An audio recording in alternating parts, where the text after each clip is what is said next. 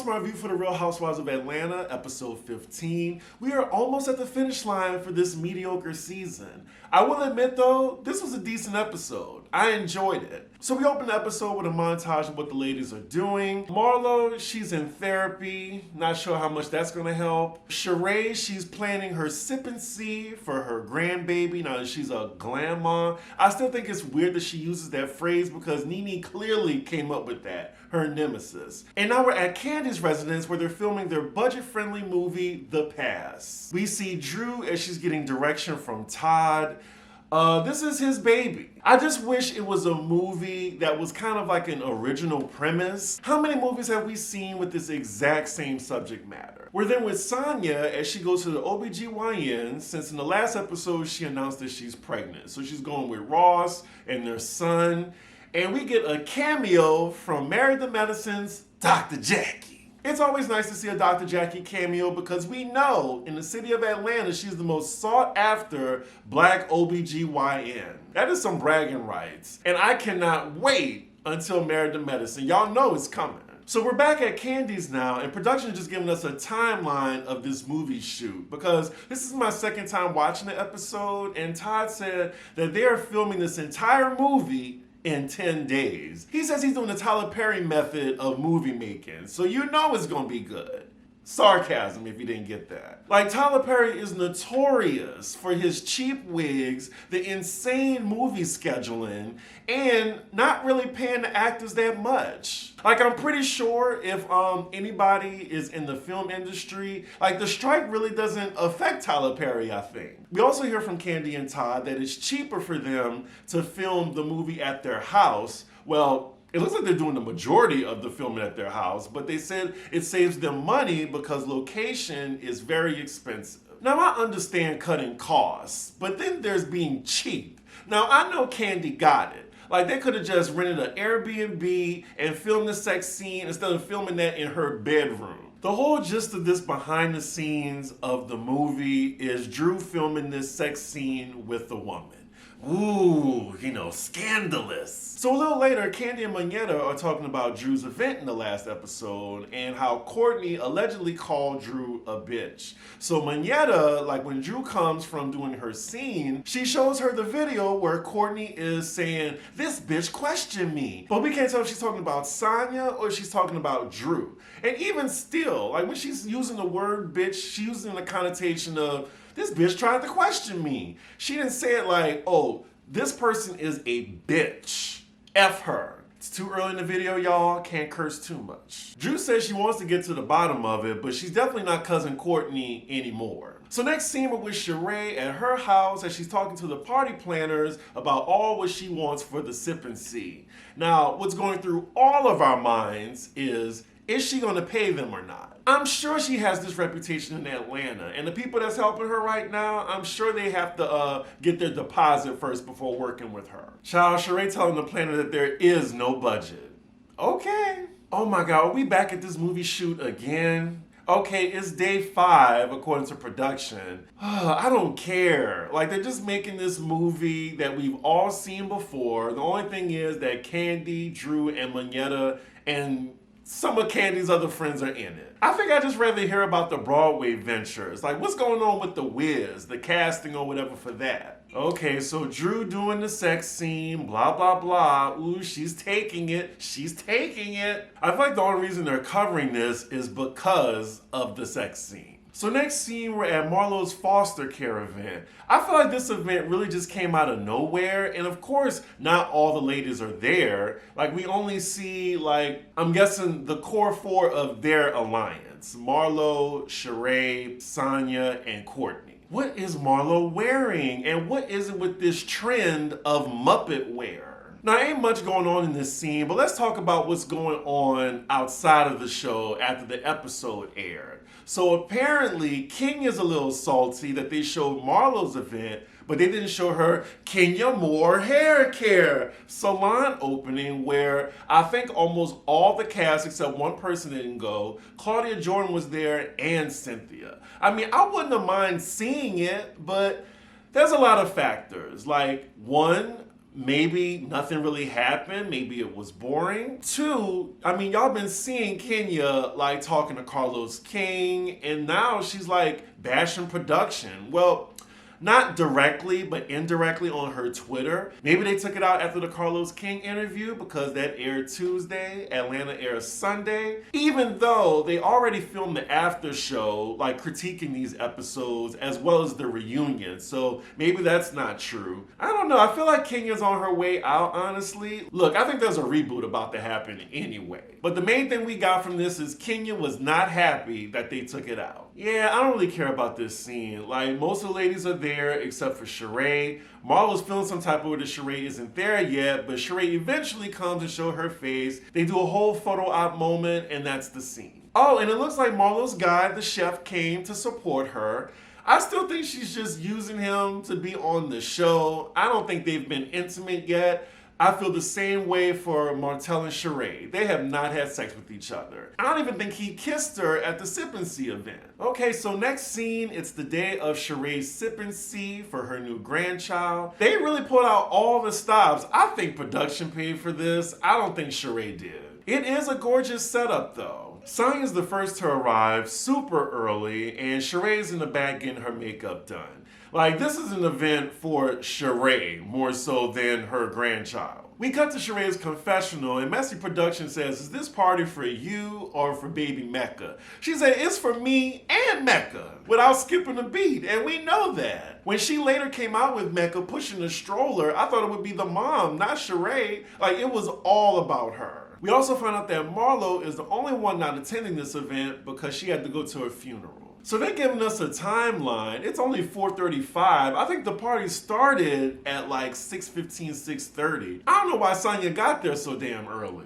Oh, child, so here we go again. We're back at Drew's trailer. It is day 6 of the movie shoot. I'm thinking this is the scene where Ralph comes on set. So Drew's talking to her assistant about this grueling schedule she has because Candy and Ty's making the movie in 10 days.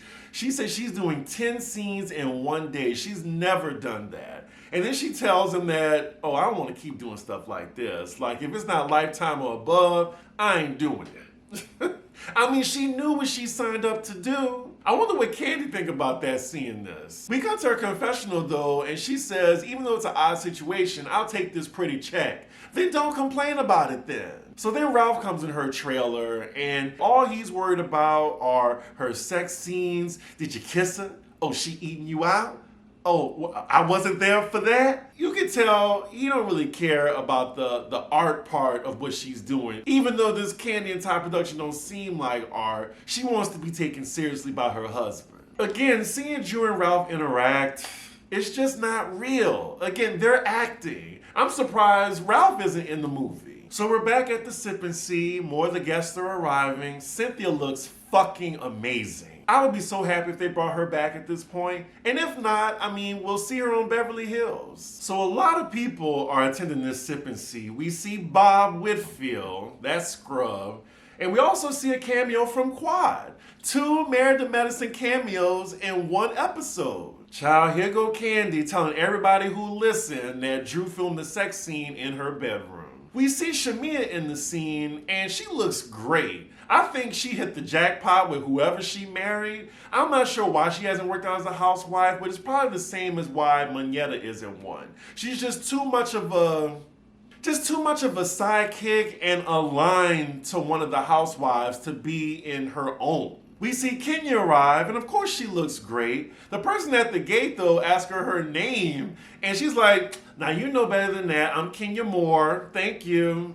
I really do think that Kenya is a low-key diva. Like, she was nice to this person because she's on camera, but according to Courtney on an interview, she said Kenya is very rude to production.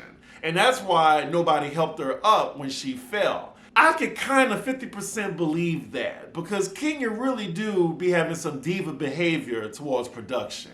I mean, to be fair, Nene did too. A little later in the party, we see that Shamia actually already knew Courtney. We cut to Candy's confession. She's like, finally, someone knows this woman. I mean, from Candy's perspective, she really did just come out of nowhere and trying to start problems with her. We then see Kenya entering the party with her failed friend of, who clearly did not get the dress code memo. Like, everyone's in nude and dark colors. She's in baby blue. We cut to Sheree, who's having a photo shoot before she greets her guests. We see Bob come up to her with his raggedy ass. He wants to take a picture with her. He's still not serious since we've seen him poke his tongue out at her in a courtroom. I'm sorry, if I was Sheree and he did all that in a courtroom, after that he wouldn't set foot around me. But she keeps bringing him around just for him to embarrass her, like we'll see later on. Now, Sheree says this is Bob's first grandbaby. Is she sure about that? Because don't he have other kids outside of Sheree's marriage? And speaking of men embarrassing Sheree, here go Martell pulling up to the sipping seat. He looks fine, but we all know he an ain't shit ass N-word. Yeah, that first interaction between Sheree and Martell,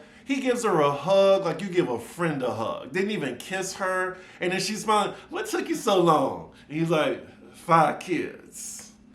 Sheree. A fetish for embarrassment. So then we see Drew pull up to the event and there's a problem. She says someone is at the event that assaulted her. Now I saw this in the preview and I was like, who is she talking about? She's talking about the sissy assistant that she brought on, I think, was it last season or 2 seasons ago? Anywho, they fell out. He apparently threw a shoe at her, and that's what assault was to her. And now he's friends with Sheree. I don't understand that because we definitely have footage of him saying, Sheree don't be paying. But it turns out that the sissy assistant was the one that introduced Sheree to Martell. So that's the reason why he's invited. But Drew is telling Candy that she can't come in, so I think she just leaves. So Sheree finally comes out to greet her guests. We get a little Lisa Wu cameo. And then Candy comes up to her and says, well, Drew didn't feel comfortable because the sissy assistant is here. The assistant is right next to Sheree as Candy tells her that. And he's like, ain't nobody worried about Drew's ass. And allegedly, Drew owes him a coin, I guess much like Sheree did 2 seasons ago or last season, I can't remember. He says that Drew threw her bag at him and then he threw a shoe at her. So that's how that happened. He is ready for his camera time. I just hate that he's the stereotypical messy cigarette inserting himself to cause drama between the ladies. Clearly, he's looking for a moment. Ignore him. So after that's over, we see that Kenya and Martell want to make nice. And Kenya's the one that starts the conversation, even though Martell's a little hesitant. They then come to a mutual understanding, followed by a fake group hug with Sheree. So then later, Sheree comes out in a stroller with her grandbaby. She looks so cute.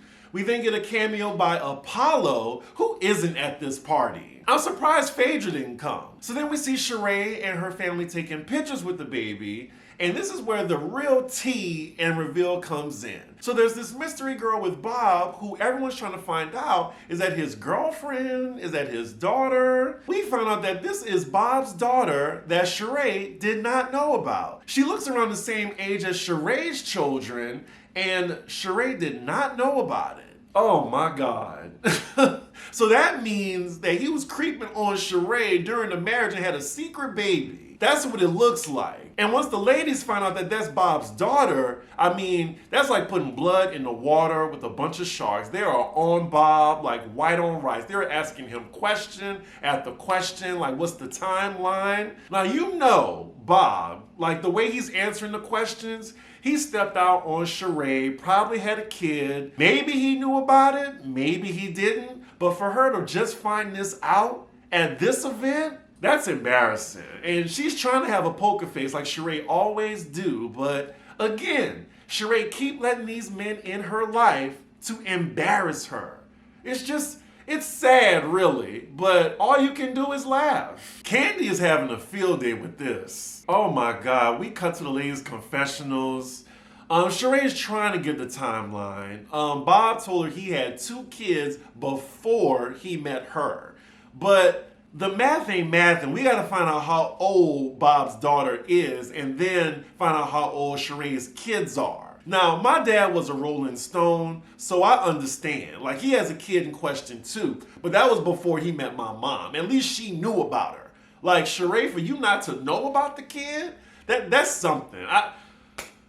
Just wow. Were y'all blown away by this? This was the real tea. Oh, but I forgot to mention that they cut to King's confessional and she met Bob when he was cheating on Sheree with a friend of hers. She didn't know Sheree at the time. As Sheree is talking to Bob's daughter, she tells Sheree that she's already been to events with her kids. So they already knew about her and didn't even tell Sheree. Oh, man.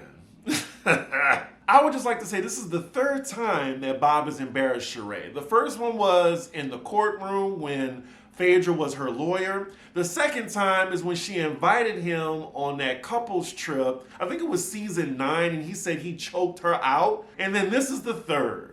I don't know, Sheree. Like, stop inviting him on camera with you. So we see the ladies are still talking about this scorching hot tea. And then when Sheree joins them, they're now asking her all the questions. Did you know about this? Sheree says, no, I didn't know. And she has her best poker face on. The credits are rolling, and Sheree just says, he been a piece of shit, he's still a piece of shit. Cheese! And they take the group picture, and that is where the episode ends. This last part of the episode saved it overall, so I enjoyed it, admittedly. Next week is the season finale. We see in the preview that Todd and Candy's movie is done, blah, blah, blah.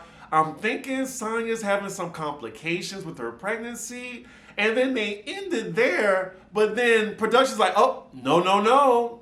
The cameras went back up. So then we see them teasing all the ladies' reaction to Drew's divorce. Then we have Drew in the confessional, ready to sit down and answer some questions. She starts to cry. So yeah, we'll find out next week any tea we didn't know that happened between her and Ralph. I'm curious, but then we still got a 3-part reunion to look forward to. Anyway, y'all let me know what y'all thought about the episode and how dumb Sheree is and her fetish of embarrassment. Make sure you like, comment, and subscribe, and I will see y'all for the New York review.